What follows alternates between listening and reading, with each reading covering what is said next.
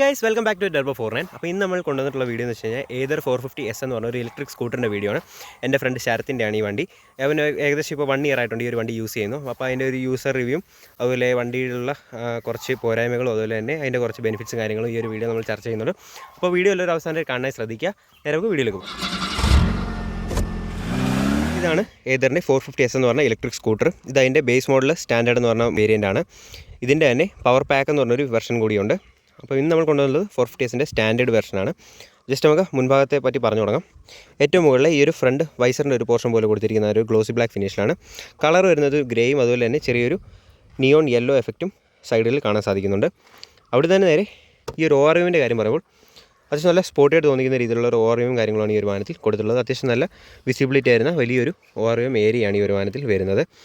അവിടെ തന്നെ തൊട്ട് സൈഡിലേക്ക് വരുമ്പോൾ ഇരുഭാഗങ്ങളായിട്ട് LED ഇൻഡിക്കേറ്റേഴ്സാണ് ഈ ഒരു വാഹനത്തിൽ കൊടുത്തിട്ടുള്ളത്. ജസ്റ്റ് ഒന്ന് ഓണായി കാണിക്കാം. ഈ ഒരു രീതിയിലാണ് ആ ഒരു ഇൻഡിക്കേറ്ററിൻ്റെ ലൈറ്റിംഗ് വരുന്നത്. അതിൽ തന്നെ ചെറിയൊരു DRL പോർഷൻ ഈ ഒരു മുൻഭാഗത്തേക്ക് കൊടുത്തിട്ടുള്ളത് കാണാം. ഈ ഒരു ബീപ്പ് സൗണ്ടാണ് ഈ ഒരു വാഹനത്തിൻ്റെ ഇൻഡിക്കേറ്ററിന് കൊടുത്തിട്ടുള്ളത്. അവിടുന്ന് തന്നെ നേരെ താഴേക്ക് വരുമ്പോൾ ഈ ഒരു പോർഷനിലായിട്ടാണ് ഒരു നമ്പർ പ്ലേറ്റിൻ്റെ പൊസിഷനിങ് വരുന്നത്. അതും നല്ല സ്പോർട്ടിയായിട്ട് തോന്നിക്കുന്നതിലുള്ളൊരു പ്ലാസ്റ്റിക് എലമെൻറ്റിന് മുകളിലായിട്ടാണ് നമ്പർ പ്ലേറ്റിൻ്റെ പൊസിഷനിങ് വന്നിട്ടുള്ളത്. അവിടെ തന്നെ തൊട്ട് താഴേക്ക് നല്ല ഫ്ലോ ആയി വരുന്നതിലുള്ള ഡിസൈൻ പാറ്റേൺ ആണ് കൊടുത്തിട്ടുള്ളത്. ഹെഡ് ലാമ്പ് യൂണിറ്റിലേക്ക് വരുമ്പോഴും ഒരു ക്രോമിയം എലമെൻ്റ് ഒക്കെ തന്നെ ഉള്ളിൽ കൊടുത്തിട്ടുള്ളത് കാണാം. ഫുള്ളി ഒരു പിയാൻ ബ്ലാക്ക് ഇൻസൈഡിലാണ് ഹെഡ് ലാമ്പിൻ്റെ ഉൾഭാഗം കൊടുത്തിട്ടുള്ളത്. ഈ ഒരു പോർഷനിലാണ് high beam low beam setup കൊടുത്തിട്ടുള്ളത്. അതായത് താഴെയായിട്ടാണ് ഹൈ ബീം വരുന്നത്, അതുപോലെ തന്നെ ലോ ബീം ഈ ഒരു രീതിയിലാണ് കൊടുത്തിട്ടുള്ളത്. അതിന് മുകളിലെയും ഏതറിൻ്റെ ഒരു ബാഡ്ജിങ് വരുന്നത് കാണാം. അവിടെ തൊട്ട് താഴേക്ക് വരുമ്പോൾ ആ ഒരു മുകളിൽ കണ്ട പോലെ ഒരു ചെറിയ ക്രോമിയം ഇൻസൈഡ് താഴെയായിട്ടും ഈ ഒരു രീതിയിൽ കൊടുത്തിട്ടുണ്ട്. ഒരു ഗ്ലാസ് പാർട്ടാണ് ഈ ഒരു മുൻഭാഗം വരുന്നത്. അവിടെ നിന്ന് നേരെ സൈഡിലേക്ക് വരുമ്പോൾ ഇരുഭാഗങ്ങളെയും 450S എന്ന് പറഞ്ഞൊരു സ്റ്റിക്കറിങ് കൊടുത്തിട്ടുള്ളത് കാണാം. അതുപോലെ തന്നെ ഈ ഒരു പോർഷനൊക്കെ തന്നെ നല്ല സ്പോർട്ടിയായി തോന്നിക്കുന്ന രീതിയിലാണ് കൊടുത്തിട്ടുള്ളത്. ഫുള്ളി ഒരു ഫൈബർ മെറ്റീരിയലാണ് ഈ ഒരു വാഹനം വരുന്നത്. മഡ്ഗാർഡിൻ്റെ കാര്യം പറയുമ്പോൾ ചെറിയൊരു മഡ്ഗാർഡ് ഏരിയയാണ്. അത് നല്ല ഷാർപ്പായിട്ട് തോന്നിക്കുന്ന രീതിയിൽ നല്ല സ്പോർട്ടിയായിട്ട് തന്നെയാണ് ഒരു ഫ്രണ്ട് മഡ്ഗാർഡിൻ്റെ പൊസിഷനിങ് കാര്യങ്ങളൊക്കെ തന്നെ വന്നിട്ടുള്ളത്. ഫ്രണ്ട് ടയറിനെ പറ്റി പറയുമ്പോൾ 90/90 12 ഇഞ്ചിൻ്റെ അലോയ് വീൽസാണ് ഈ ഒരു വാഹനത്തിൽ കൊടുത്തിട്ടുള്ളത്. ഫ്രണ്ട് ഡിസ്ക് ബ്രേക്സ് ആണ് വരുന്നത്. അതുപോലെ തന്നെ വൈബ്രയുടെ ഒരു കാലിപ്പർ അവിടെ കൊടുത്തിട്ടുള്ളത് കാണാം. സൈഡിലായി റിഫ്ലക്റ്റേഴ്സ് വരുന്നുണ്ട്. അതുപോലെ തന്നെ ഒരു നോർമൽ ടെലിസ്കോപ്പിക് സസ്പെൻഷനാണ് കൊടുത്തിട്ടുള്ളത്. USD ഫോർക്ക് ഒന്നുമല്ല. ഈ ഒരു ഇതാണ് ആ ഒരു മുൻഭാഗത്തെ സിസ്റ്റം ഫുള്ള് കൊടുത്തിട്ടുള്ളത്. അവിടെ നിന്ന് തന്നെ നേരെ ഈ ഒരു വാഹനത്തിൻ്റെ സൈഡ് പ്രൊഫൈലിലേക്ക് വരുമ്പോൾ ഈ ഒരു വാഹനം 4 കളർ ഓപ്ഷനിൽ അവൈലബിൾ ആണ്. Salt green, space grey, cosmic black, അതേപോലെ തന്നെ സ്റ്റിൽ വൈറ്റ് എന്ന് പറഞ്ഞ 4 കളർ വേരിയൻസിലാണ് ഈ ഒരു വാഹനം അവൈലബിൾ ആയിട്ടുള്ളത്. അതിൽ ഇപ്പോൾ നമ്മൾ കണ്ടുകൊണ്ടിരിക്കുന്നത് സ്പേസ് ഗ്രേ എന്ന് പറഞ്ഞൊരു കളറാണ്. ഈ ഒരു വാഹനത്തിൻ്റെ ലെങ്ത്തിനെ പറ്റി പറയുമ്പോൾ 1891 mm ആണ്. വിഡ്ത്ത് 739 mm, ഹൈറ്റ് വരുന്നത് 1114 mm ആണ്. ഈ ഒരു വാഹനത്തിൻ്റെ വീൽ ബേസ് വരുന്നത് 1296 mm. അതേപോലെ തന്നെ ഈ ഒരു വാഹനത്തിൻ്റെ സീറ്റ് ഹൈറ്റ് വരുന്നത് 780 mm ആണ്. ഏതറിൻ്റെ ആ ഒരു സൈഡ് പ്രൊഫൈലൊക്കെ തന്നെ കണ്ടറിയാം. കോമ്പാക്റ്റ് ആയിട്ടുള്ളൊരു ഇലക്ട്രിക് സ്കൂട്ടറാണിത്. ഒരുപാട് വലിയ ഡയമെൻഷൻസോ കാര്യങ്ങളൊന്നും തന്നെയില്ല. കണ്ടാലും നമുക്ക് വളരെ കുഞ്ഞൊരു ഇലക്ട്രിക് സ്കൂട്ടർ എന്ന രീതിയിലാണ് തോന്നിക്കുന്നത്. പിന്നെ അതിൻ്റെ ഒരു സ്റ്റൈലും കാര്യങ്ങളും കുറച്ചുകൂടി അഗ്രസീവായി തോന്നിക്കുന്ന ഈ ഒരു ഷാർപ്പായിട്ടുള്ള കോർണേഴ്സ്, അതുപോലെ തന്നെ ഈ ഒരു മഡ്ഗാർഡിൻ്റെ ഏരിയ ആയാലും നല്ല സ്പോർട്ടി ആയിട്ടുള്ള രീതിയിലാണ് അത് പ്ലേസ് ചെയ്തിട്ടുള്ളത്. ആ ഒരു അലോയുടെ ഷേപ്പ് ആയാലും അതിലും ഡിസ്കിൻ്റെ ഒക്കെ പ്ലേസ്മെൻ്റ് ഒക്കെ തന്നെ. പിന്നെ താഴെ കാണുന്ന ഒരു മോണോ സ്ട്രോക്ക് സസ്പെൻഷനാണ് പിന്നിൽ കൊടുത്തിട്ടുള്ളത്. അപ്പോൾ ഈ ഒരു വിധത്തിലുള്ള കാര്യങ്ങളൊക്കെ തന്നെ ഈ ഒരു വാഹനം കുറച്ചുകൂടി അട്രാക്റ്റീവ് ആവാൻ സഹായിക്കുന്നുണ്ട്. ഇനി അവിടെ തന്നെ നമുക്ക് ഈ ഒരു വാഹനത്തിൻ്റെ കീ പരിചയപ്പെടാം. ഏതറിൻ്റെ എംബ്ലത്തോട് കൂടിയ ഒരു കീ ആണ് ഈ ഒരു വാഹനത്തിൽ കൊടുത്തിട്ടുള്ളത്. നമ്മൾ ഓലയിലും മറ്റും കണ്ടായിരുന്നു. അത് നമ്മൾ പാസ്വേഡ് അടിച്ച് വേണം സ്റ്റാർട്ട് ചെയ്യാൻ. കീയും കാര്യങ്ങളൊന്നും തന്നെ കൊടുത്തിട്ടില്ല. എന്നാൽ ഈ ഒരു വാഹനത്തിൽ കീയും കാര്യങ്ങളും കൊടുത്തിട്ടുണ്ട്. അവിടെ നിന്ന് ഈ ഒരു രീതിയിലുള്ള ഈ ഒരു പോർഷനിലൊക്കെ ഉള്ള പ്ലാസ്റ്റിക്കിൻ്റെ ഓക്കെയാണ്. അത് വലിയ രീതിയിലുള്ള ഒരു ബിൽഡ് ക്വാളിറ്റി പറയാൻ സാധിക്കുന്നില്ല. അതേപോലെ തന്നെ ഈ ഒരു ഹുക്കിൻ്റെയൊക്കെ കാര്യമായാലും ഈ ഒരു രീതിയിലാണ് ആ ഒരു ഹുക്കിൻ്റെ പ്ലേസ്മെൻറ്റ് വരുന്നത്. ഈ താഴെ ഇങ്ങനെ പുഷ് ചെയ്തിട്ട് വേണം, പിടിച്ചുകൊണ്ട് വേണം ചെയ്യാൻ. അത് സ്പ്രിംഗ് ലോഡറായിട്ടുള്ള പുഷും കാര്യങ്ങളാണ്. പക്ഷേ ഈ ഒരു കൊളുത്തിൻ്റെയൊക്കെ കാര്യമായാലും അത്ര വലിയ ബിൽഡ് ക്വാളിറ്റി പറയാൻ പറ്റത്തില്ല. അതേപോലെ തന്നെ ലെഫ്റ്റ് സൈഡിലായിട്ടാണ് ഇതിൻ്റെ ഒരു ചാർജിങ് സോക്കറ്റ് കൊടുത്തിട്ടുള്ളത്. ഈ ഒരു രീതിയിലാണ് അതിൻ്റെ ഒരു ഓപ്പണിങ് വരുന്നത്. ഈ ഒരു പോർഷനാണ് ഇത് ചാർജ് ചെയ്യുന്നത്. ഒരു കവറും കൊടുത്തിട്ടുണ്ട്. അതേപോലെ തന്നെ നമ്മൾ ടിയാഗോയിൽ കണ്ട സെയിം ഒരു ഇലക്ട്രിക്കിൻ്റെ സ്റ്റിക്കർ ഈ ഒരു ഭാഗത്തേക്ക് കൊടുത്തിട്ടുള്ളത് കാണാം. മുൻഭാഗത്തേക്ക് വരുമ്പോൾ ഈ ഒരു സ്റ്റോറേജ് ഏരിയയും കാര്യങ്ങളും വലിയ രീതിയിലുള്ള സ്റ്റോറേജ് ഏരിയ കാര്യങ്ങളൊന്നും തന്നെയില്ല. ജസ്റ്റ് ഒരു കൈയുടെ ഈ ഒരു വലുപ്പം മാത്രമേ ആ ഒരു ഫുട്ബോളിന് വരുന്നുള്ളൂ. അതുകൊണ്ട് തന്നെ ഒരുപാട് വലിയ ലഗേജുകളും കാര്യങ്ങളൊന്നും തന്നെ ഇതിൽ ക്യാരി ചെയ്യാൻ പറ്റില്ല. അവിടെ തന്നെ സീറ്റിൻ്റെയൊക്കെ കാര്യം പറയുമ്പോൾ അത്യാവശ്യം നല്ല കംഫർട്ടായിട്ടുള്ള സീറ്റാണ് കൊടുത്തിട്ടുള്ളത്. അതുപോലെ തന്നെ വലിയൊരു ഗ്രാബ് ഹാൻഡിൽ ഏരിയ പിന്നിൽ കൊടുത്തിട്ടുണ്ട്. അതും നല്ല കട്ടിങ്ങുകളും അതുപോലെ തന്നെ ഷാർപ്നെസ് ഒക്കെ കൊടുത്ത് നല്ല സ്പോർട്ടിയായിട്ട് തന്നെയാണ് കൊടുത്തിട്ടുള്ളത്. സൈഡിലേക്ക് വരുമ്പോൾ ഏതറിൻ്റെ ഒരു സ്റ്റിക്കറിങ് കൊടുത്തിട്ടുള്ളത് കാണാം. ഈ ഒരു സൈഡിലേക്ക് വരുമ്പോൾ ഈ ഒരു ഇതിലാണ് പില്ലിയൻ്റെ ഫുഡ് റെസ്റ്റ് വരുന്നത്. അതായത് ഓപ്പൺ ചെയ്യുന്ന ഫുഡ് റെസ്റ്റ് അല്ല, ഫിക്സ്ഡ് ആയിട്ടുള്ളൊരു ചെറിയൊരു പോർഷനിലാണ് ആ ഒരു ഫുഡ് റെസ്റ്റ് പ്ലേസ് ചെയ്തിട്ടുള്ളത്. അതിന് താഴേക്ക് വരുമ്പോൾ ആ ഒരു മോണോഷോക്കിൻ്റെ സസ്പെൻഷൻ കൊടുത്തിട്ടുള്ളത് കാണാം. അതുപോലെ തന്നെ ചെറിയൊരു ടയർ ഹഗ്ഗറാണ് ഉള്ളിൽ കൊടുത്തിട്ടുള്ളത്. മഡ് ഫ്ലാപ്പിൻ്റെ കാര്യം പറഞ്ഞാൽ നല്ല സ്പോർട്ടി ആയിട്ട് തോന്നിക്കുന്ന രീതിയിൽ ഫ്ലൈ ആയിട്ടുള്ള രീതിയിലാണ് കൊടുത്തിട്ടുള്ളത്. ഈ ഒരു സൈഡിലെ സാരി ഗാർഡ് നമുക്ക് കാണാൻ സാധിക്കും. അതുപോലെ തന്നെ ബെൽറ്റ് ഡ്രൈവിൻ്റെ ഒരു ചെയിനൊക്കെ തന്നെ ഈ ഒരു ഭാഗത്തായി വിസിബിളാണ്. പിന്നിലെ ടയർ സൈസ് വരുന്നതും 90/90 R12 ഇഞ്ചിൻ്റെ ടയർ സൈസ് തന്നെയാണ്. അതായത് ഫ്രണ്ടും ബാക്കും സെയിം ടയർ സൈസാണ് ഈ ഒരു വാഹനത്തിൽ കൊടുത്തിട്ടുള്ളത്. അവിടെ തന്നെ ഈ ഒരു ബാക്ക് സൈഡിലേക്ക് വരുമ്പോൾ LED ബ്രേക്ക് ലാമ്പ്സ് ആണ്. ഫുള്ളി ഒരു LED ആയിട്ടുള്ള സിസ്റ്റമാണ് ഈ ഒരു വാഹനത്തിൽ മൊത്തത്തിൽ കൊടുത്തിട്ടുള്ളത്. ജസ്റ്റ് ഒന്ന് ഓണായി കാണിച്ചു തരാം. ഈ ഒരു രീതിയിലാണ് ഒരു ബ്രേക്ക് ലാമ്പിൻ്റെ പൊസിഷനിങ് വരുന്നത്. അതിന് തൊട്ട് താഴെ ഇറങ്ങി നിൽക്കുന്ന രീതിയിലാണ് ഒരു ഇൻഡിക്കേറ്ററിൻ്റെ ഒരു പൊസിഷനിങ്ങും കൊടുത്തിട്ടുള്ളത്. അതേപോലെ തന്നെ ഏതറിൻ്റെ ഒരു ബാഡ്ജിങ് ഈ ഒരു ഭാഗത്തെ എൻഗ്രേവ് ചെയ്തിട്ടുള്ളത് കാണാം.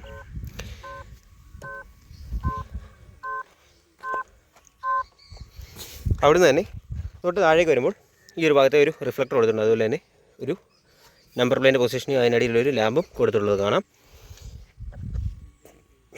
അവിടെ തന്നെ ഈ ഒരു റൈറ്റ് സൈഡിലേക്ക് വരുമ്പോൾ ബാക്കും ഡിസ്ക് ബ്രേക്സ് ആണ് ഈ ഒരു വാഹനത്തിൽ കൊടുത്തിട്ടുള്ള ബൈബ്രയുടെ ലോഗോ കൊടുത്തിട്ടുള്ളത് കാണാം. അതേപോലെ തന്നെ ഈ ഒരു ടയർ മിഷലിൻ്റെയാണ് ഈ ഒരു വാഹനത്തിൽ കൊടുത്തിട്ടുള്ളത്. അതേപോലെ തന്നെ ഈ ഒരു സീറ്റിൻ്റെ ഫ്രണ്ടിലായും ആ ഒരു സൈഡിൽ കണ്ടുവന്ന നിയോൺ യെല്ലോ ഫിനിഷിലുള്ള ഒരു ചെറിയൊരു മെറ്റൽ പോർഷൻ കൊടുത്തിട്ടുള്ളതാണ്. അത് നല്ല സ്പോർട്ടിയായിട്ട് നിൽക്കാൻ സഹായിക്കുന്നുണ്ട്. ഈ ഒരു ഭാഗത്തൊക്കെ തന്നെ നല്ല രീതിയിലുള്ള ഒരു എയർ ഇൻടേക്ക് ലഭിക്കുന്നുണ്ട്. ഈ ഒരു വെൻസൊക്കെ തന്നെ ഓപ്പൺ ആണ് ഈ ഒരു ഭാഗത്തും. അതുപോലെ തന്നെ മുകളിലായിട്ടൊക്കെ തന്നെ ആ ഒരു വെൻസ് വരുന്നത്. പക്ഷേ ഈ ഒരു പ്ലാസ്റ്റിക് ക്വാളിറ്റി നമുക്ക് കണ്ടറിയാം. നമ്മൾ ജസ്റ്റ് പിടിക്കുമ്പോൾ തന്നെ അത് താന്നു പോകുന്ന രീതിയിലാണ് ഒരു പോർഷനൊക്കെ തന്നെ കൊടുത്തിട്ടുള്ളത്. അപ്പോൾ പ്ലാസ്റ്റിക് ക്വാളിറ്റി വല്ലതായിട്ട് എടുത്ത് പറയാനുള്ള ഈ ഒരു വാഹനത്തിൽ കൊടുത്തിട്ടില്ല.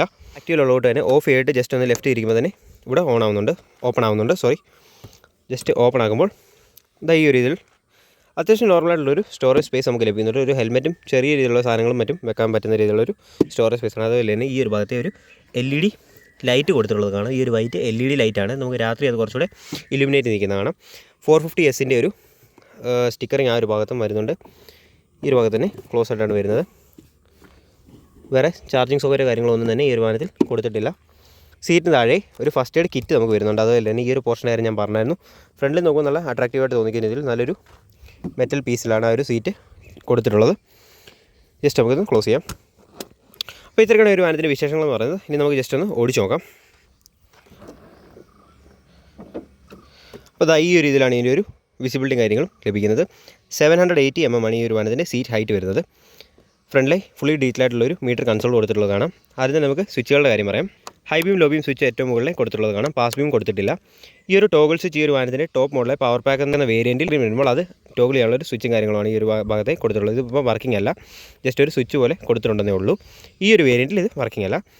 അതിന് തൊട്ട് താഴേക്ക് വരുമ്പോൾ ഇൻഡിക്കേറ്ററിൻ്റെ സ്വിച്ചുകൾ കൊടുത്തിട്ടുള്ളത് കാണാം. അതിന് തൊട്ട് താഴേക്ക് വരുമ്പോൾ ഒരു സിംഗിൾ ഹോണിൻ്റെ സ്വിച്ച് വരുന്നുണ്ട്. റൈറ്റ് സൈഡിലേക്ക് വരുമ്പോൾ എഞ്ചിൻ കിൽ സ്വിച്ച് കൊടുത്തിട്ടുള്ളത് കാണാം. അതിൻ്റെ തൊട്ട് താഴേക്ക് വരുമ്പോൾ റിവേഴ്സിൻ്റെ ഒരു സ്വിച്ച് വരുന്നത്.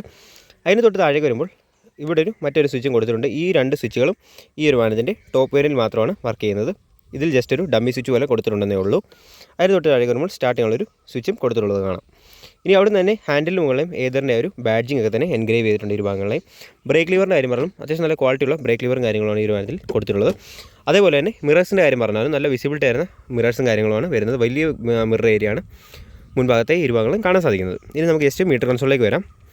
ആദ്യം തന്നെ കീ ഓൺ ചെയ്യുമ്പോൾ ഈ ഒരു രീതിയിലുള്ള ഇൻ്റർഫേസാണ് ഈ ഒരു വാഹനത്തിൽ ലഭിക്കുന്നത്. ആദ്യം തന്നെ പറയാനുള്ളത് ഏറ്റവും ടോപ്പിൽ ആ ഒരു സ്റ്റാൻഡിൻ്റെ വാണിംഗ് ആണ്. സൈഡ് സ്റ്റാൻഡിൻ്റെ വാണിംഗ് നമുക്ക് ജസ്റ്റ് എടുക്കാം. അവിടെ തന്നെ മോട്ടർ ഓഫ് എന്ന് പറഞ്ഞൊരു വാണിംഗ് വരുന്നുണ്ട്. അതിന് ഇപ്പുറത്തായി പ്രസ് ബ്രേക്ക് പ്ലസ് ഈ സെൽഫ് സ്റ്റാർട്ടിൻ്റെ സ്വിച്ച്. അതേപോലെ തന്നെ ഈ ഒരു കിൽ സ്വിച്ചിൻ്റെ വാണിംഗും കാണുന്നുണ്ട്. ജസ്റ്റ് കിൽ സ്വിച്ച് നമുക്ക് ഓഫ് ചെയ്യാം. അപ്പോൾ അതാ ഒരു ഇത് പോയി ജസ്റ്റ് അത് ബ്ലിങ്ക് ചെയ്ത് കാണിക്കുന്നുണ്ട്. അതായത് സ്റ്റാർട്ട് ചെയ്യാൻ വേണ്ടി നമുക്ക് ബ്രേക്കും അതുപോലെ തന്നെ സെൽഫും പ്രസ് ചെയ്യണം. അപ്പോൾ അത് നമുക്ക് ചെയ്യാം. അതിന് തൊട്ട് താഴേക്ക് വരുമ്പോൾ ഈ ഒരു വാഹനത്തിൽ ഈ ഒരു ഭാഗത്തെ ടൈം നമുക്ക് ഷോ ആവുന്നുണ്ട്. അതുപോലെ തന്നെ റേഞ്ചാണ് ഈ ഒരു താഴത്തെ ഭാഗത്തെ കാണാൻ സാധിക്കുന്നത്. ഈ ഒരു ഡീറ്റെയിലേക്കുള്ള നമുക്ക് ഈ ഒരു വാഹനത്തിൻ്റെ സ്പീഡ് അറിയാൻ സാധിക്കുന്നത്. അതുപോലെ തന്നെ ഓഡോമീറ്ററിൽ അതിൻ്റെ കിലോമീറ്റേഴ്സ് കാണാം. അതേപോലെ തന്നെ ഈ ഒരു ഭാഗത്തെ ഷട്ട് ഡൗൺ ഹോൾഡ് എന്ന് പറഞ്ഞ് രണ്ട് ഇതുകൊണ്ട് ജസ്റ്റ് ഈ ഒരു ടോഗിൾ വെച്ച് നമുക്ക് ജസ്റ്റ് ഒന്ന് അങ്ങോട്ടും ഇങ്ങോട്ടും മാറ്റാൻ സാധിക്കുന്നുണ്ട്. ഇൻഡിക്കേറ്ററിൻ്റെ സൗണ്ട് കേൾപ്പിച്ചായിരുന്നു. ഈ ഒരു ഇൻഡിക്കേറ്ററിൻ്റെ സൗണ്ട് വരുന്നത്. അതുപോലെ തന്നെ ഒരു സിംഗിൾ ഹോണാണ് ഈ ഒരു വാഹനത്തിൽ വരുന്നത്.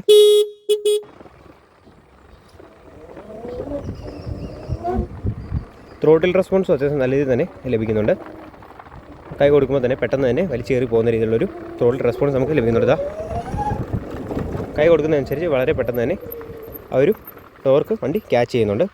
ബ്രേക്കിങ്ങിൻ്റെ കാര്യമായാലും നല്ല പെർഫെക്റ്റുള്ള ബ്രേക്കിംഗ് കാര്യങ്ങളും ഈ ഒരു വാഹനത്തിൽ നമുക്ക് ലഭിക്കുന്നുണ്ട്. അവിടെ തന്നെ റിവേഴ്സിൻ്റെ സ്വിച്ച് ഈ ഒരു ഭാഗത്തേക്ക് കൊടുത്തിട്ടുള്ളതെന്ന് പറഞ്ഞായിരുന്നു. ജസ്റ്റ് കാണിച്ചു തരാം. പാർക്ക് അസിസ്റ്റ് എന്ന് പറഞ്ഞൊരു ഇത് വന്നു. അതുപോലെ തന്നെ 4 സൈഡും ഇൻഡിക്കേറ്റർ ഇപ്പോൾ ഒരുമിച്ച് കത്തുന്നുണ്ട്. താഴെ റിവേഴ്സിൻ്റെ ഒരു ഇതും വന്നിട്ടുണ്ട്. ജസ്റ്റ് ഇനി ആക്സിലേറ്റർ കൊടുക്കുമ്പോൾ വണ്ടി പതിയെ ബാക്കിലോട്ട് പോകുന്നതാണ്. മിനിമം 3 വരെയാണ് അതിൻ്റെ ഒരു സ്പീഡ് ജസ്റ്റ് ഇപ്പോൾ കാണിച്ചിട്ടുള്ളത്. ഇനി നമുക്ക് അതിൽ തന്നെ ക്ലിക്ക് ചെയ്യുമ്പോൾ ഇനിയും ജസ്റ്റ് നമുക്ക് ഈ ഒരു വാഹനത്തിൻ്റെ കുറച്ച് ഡീറ്റെയിൽസ് അറിയാം. അതായത് ഈ വാഹനം ഓടിച്ചിട്ട് എങ്ങനെയുണ്ടെന്നും അതേപോലെ തന്നെ ഒരു വർത്ത് ബൈങ് ആയിട്ടുള്ള വാഹനമാണോ നമുക്ക് ജസ്റ്റ് അതിൻ്റെ ഓണറിനോടൊന്ന് ചോദിച്ചു നോക്കാം. അത് കഴിഞ്ഞിട്ട് നമുക്ക് ഈ വാഹനം റോഡിൽ പോയിട്ട് ഒന്നുകൂടെ ഓടിച്ച് നോക്കാം. അപ്പോൾ ഫ്രണ്ട്സ്, ഇതാണ് ശരത്ത്, എൻ്റെ ക്ലാസ്മേറ്റ് ആയിരുന്നു. അപ്പോൾ ഇവനാണ് ഈ ഒരു വാഹനം എടുത്തിട്ടുള്ളത്. അപ്പം ആദ്യം തന്നെ നിങ്ങൾ ചോദിക്കാനുള്ളത് എന്തുകൊണ്ട് ഈ ഒരു ഏതെടുത്തു? ഇതെടുത്തെന്ന് വെച്ച് കഴിഞ്ഞാൽ പണ്ടൊട്ടേ EV സ്കൂട്ടേഴ്സ് നോക്കുമ്പോൾ ആദ്യമേ തൊട്ട് എനിക്ക് മെയിൻലി അറിയുന്നത് ഏതറായിരുന്നു. സ്ട്രെല്ലിൻ്റെ ഒക്കെ വീഡിയോസ് കണ്ടിട്ട്. മെയിനായിട്ട് ഇലക്ട്രിക് സ്കൂട്ടർ എന്ന് പറയുമ്പോൾ എല്ലാവർക്കും മനസ്സിൽ വരുന്ന ഓല എന്നൊരു വാഹനമാണ്. അപ്പം ഓലയും ഇതും തമ്മിൽ കമ്പയർ ചെയ്തായിരുന്നു. കമ്പയർ ചെയ്തിട്ടുണ്ടായിരുന്നു. ഓല എനിക്ക് അറിയില്ല, അധികം ഓടിച്ച് എക്സ്പീരിയൻസ് ഇല്ല. ഇതിപ്പോൾ ടെസ്റ്റ് ഡ്രൈവ് നോക്കിയിട്ടാണോ? അതെ അതെ. എവിടെ നിന്നായിരുന്നു ഈ വണ്ടി എടുത്തത്? കോട്ടയം എടുത്തു. ഇതിൻ്റെ ഒരു ഓൺ റോഡും കാര്യങ്ങളും എത്രയായിരുന്നു എടുത്തത്? On road 1.55. പവർ പാക്ക് നോക്കില്ല? ഇല്ലില്ല, നിങ്ങൾ ജസ്റ്റ് അതായത് ആക്റ്റീവ് ആയിരുന്നു മുന്നേ ഉണ്ടായിരുന്നത്. അപ്പോൾ ഞാൻ ജസ്റ്റ് അതിനെ ഒന്ന് റീപ്ലേസ് ചെയ്യാന്നുള്ള രീതിക്കായിരുന്നു, ലോക്കൽ യൂസിന് വേണ്ടി മാത്രം. ഓക്കെ. അപ്പോൾ ഇതിൻ്റെ ഒരു റേഞ്ചും കാര്യങ്ങളും ഓൺലൈനിൽ പറയുന്നത് 115 കിലോമീറ്റർ ആണ് റേഞ്ച് പറയുന്നത്. അപ്പം എനിക്ക് യൂസ് ചെയ്തിട്ട് ഇപ്പോൾ സിറ്റിയിലൊക്കെ എത്ര കിട്ടുന്നുണ്ട്? ഒരു 90 കിട്ടുന്നുണ്ട്. എന്നാലും അത് ഫുൾ ചാർജ് തീരുന്ന ആ ഒരു രീതിക്ക് ഓടിക്കുമ്പോഴാണ്. അത്രയും നമ്മൾ ചെയ്യത്തില്ലല്ലോ. പിന്നെ ബട്ട് അഗ്രസീവായിട്ട് ഓടിക്കുമ്പോൾ ഒരു 70 ഓടിച്ചിട്ട് എങ്ങനെ ഉണ്ട്? ഇനിഷ്യലൊക്കെ ഉണ്ട്, നല്ല ഇനിഷ്യൽ ടോർക്ക് ഭയങ്കരമാണ്. മാക്സിമം എത്ര വരെ ഒരു പോയിട്ടുണ്ട്? ഒരു 70-80 പെട്ടെന്ന് കാണും. പിന്നെ ലോങ് എവിടെ വരെ പോയിട്ടുണ്ട് മാക്സിമം? ലോങ് ഇവിടുന്ന് ആലപ്പുഴ, കോട്ടയം, പന്തളം അങ്ങനെയൊക്കെ. മെയിൻലി ലോക്കൽ യൂസ് ആണല്ലോ, അപ്പം അങ്ങനത്തെ ഓട്ടം മാത്രമേ ഉള്ളൂ. പിന്നെ ഇതിൻ്റെ ഒരു കാര്യം, ഇത് പ്രൈമറി ആയിട്ട് വെക്കാൻ പറ്റിയൊരു വാഹനമല്ല. എപ്പോഴും മറ്റൊരു വാഹനം സെക്കൻഡറി ആയിട്ട് ഉള്ളവർക്ക് നോക്കാവുന്ന ഒരു വാഹനമാണ് ഈ ഒരു ഏതന്നെ 450 എന്ന് പറയുന്നത്. കാരണം ഈ ഒരു റേഞ്ചിനുള്ളിൽ നമുക്ക് കുറച്ച് ദൂരം പോയിട്ട് വരാണ്. ഇപ്പോൾ തന്നെ ആലപ്പുഴയൊക്കെ പോയിട്ട് വരുമ്പോൾ ശരത്തിൽ പറഞ്ഞായിരുന്നു അവിടെ പോയിട്ട് ചാർജ് ചെയ്തിട്ട് തിരിച്ചു വരേണ്ട ഒരു സിറ്റുവേഷനൊക്കെ ഉണ്ടായിട്ടുണ്ട്. അപ്പോൾ അങ്ങനെയൊക്കെ നോക്കുമ്പോൾ നമുക്ക് വേറൊരു വാഹനം കൂടെ ഉള്ളത് കുറച്ചുകൂടെ നല്ലതായിരിക്കും. പിന്നെ ഇതിൻ്റെ സർവീസും കാര്യങ്ങളൊക്കെ ഒന്ന് പറയാം. സർവീസ് അങ്ങനെ ഇടയ്ക്കിടയ്ക്ക് വരാറില്ല. എന്നാലും ഓരോ 5000 കിലോമീറ്റേഴ്സിനാണ് മെയിൻലി വരുന്നത്. അപ്പോൾ അവിടെ കൊണ്ടുപോകണം. കോട്ടയത്ത് ഷോറൂമിൽ കൊണ്ടുപോയിട്ട് വേണം സർവീസ് ചെയ്യാനും. പിന്നെ അതുപോലെ തന്നെ അപ്ഡേറ്റിൻ്റെ കാര്യങ്ങളൊക്കെ എങ്ങനെയാണ്? അപ്ഡേറ്റ് അത് ഇടയ്ക്ക് ഒരു 4-5 മാസം കൂടുമ്പോൾ ഇടയ്ക്ക് അങ്ങനത്തെ സിറ്റുവേഷൻസ് ഉണ്ടായിട്ടുണ്ട്. അതായത് പെട്ടെന്ന് എടുക്കുമ്പോൾ അപ്ഡേറ്റ് വരുന്നു. അപ്പോൾ ഒരു 5 മിനിറ്റൊക്കെ വെയിറ്റ് ചെയ്യേണ്ടി വരാറുണ്ട്. അപ്ഡേറ്റ് വരുമ്പോൾ നമുക്ക് പെട്ടെന്ന് ഓടിക്കാൻ പറ്റും? ഇല്ല, ആ സമയത്ത് എടുക്കാൻ അപ്ഡേറ്റ് ഫുള്ളായിട്ടാണ്. അപ്പോൾ അങ്ങനെയൊക്കെ ചെറിയ ഇതുണ്ട്. പിന്നെ ബിൽഡ് ക്വാളിറ്റി കാര്യങ്ങളൊക്കെ ഓക്കെയാണ്? ബിൽഡ് ക്വാളിറ്റി ഓവറോൾ കുഴപ്പമില്ല. എന്നാലും ചെറിയ പാർട്സ്, അതായത് ഈ ഹുക്ക്, പിന്നെ ചാർജിങ്ങിൻ്റെ കവർ, അതൊന്നും അത്ര ലോ ക്വാളിറ്റി പ്ലാസ്റ്റിക് പോലാന്ന് തോന്നുന്നു. ഇനി ഹെഡ് ലാമ്പിൻ്റെ ഒക്കെ നൈറ്റിൽ ഓടിക്കുമ്പോഴേ നല്ല വിഷയമാണ്. പിന്നെ ഓവറോൾ വണ്ടി അതെ നല്ല വണ്ടിയാണ്. ഇപ്പോൾ എത്ര നാളായി യൂസ് ചെയ്യുന്നത്? ഇപ്പം 1.25 വർഷം. അപ്പോൾ ഈ ഇത്രയൊക്കെയാണ് ഈ ഒരു വാഹനത്തിൻ്റെ ഇന്നത്തെ വിശേഷങ്ങളെന്ന് പറയുന്നത്. നമ്മളിപ്പോൾ ഇതിൻ്റെ ഒരു യൂസർ റിവ്യൂ നമ്മൾ കേട്ടു. അതുപോലെ തന്നെ വണ്ടി മൊത്തത്തിൽ ഞാൻ പറഞ്ഞിട്ടുണ്ട്. അപ്പം ഇത് മേടിക്കണമെന്നാണ് നമ്മൾ നേരത്തെ ബുക്ക് ചെയ്യേണ്ട അങ്ങനത്തെ ഇതുണ്ടോ? ഇല്ല, അങ്ങനെയൊന്നുമില്ല. പോയിട്ട് പെട്ടെന്ന് എടുക്കുക. സാധാരണ നോർമൽ വണ്ടി. ചില വണ്ടികൾക്ക് ഇപ്പോൾ ബുക്കിംഗ് കഴിഞ്ഞാൽ നമുക്ക് വണ്ടി അവൈലബിൾ ആകത്തുള്ളൂ. അപ്പോൾ അങ്ങനത്തെ പ്രശ്നങ്ങളൊന്നുമില്ല. പിന്നെ മെയിൻലി സിറ്റി യൂസിന് പറ്റിയൊരു വാഹനമാണിത്. അതായത് ഡെയിലി സിറ്റിക്കകത്ത് കുറച്ച് കാര്യങ്ങൾ അങ്ങോട്ടും ഇങ്ങോട്ടൊക്കെ പോകാനും കാര്യങ്ങളൊക്കെ തന്നെ നോക്കാൻ പറ്റിയൊരു വാഹനമാണ് ഈ ഒരു ഏതന്നെ 450S എന്ന് പറഞ്ഞൊരു വാഹനം. അപ്പോൾ ഇന്നത്തെ ഒരു വീഡിയോ ഇത്ര ഉള്ളൂ. വീഡിയോ എല്ലാവർക്കും ഉപകാരപ്പെട്ടെന്ന് വിചാരിക്കുന്നു. വീഡിയോ ഇഷ്ടമായി ലൈക്ക് ചെയ്യുക, ഇഷ്ടമായി ഡിസ്ലൈക്ക് ചെയ്യുക. നിങ്ങളുടെ അഭിപ്രായങ്ങൾ താഴെ കമൻറ്റ് ചെയ്ത് അറിയിക്കുക. So guys keep supporting. Thank you.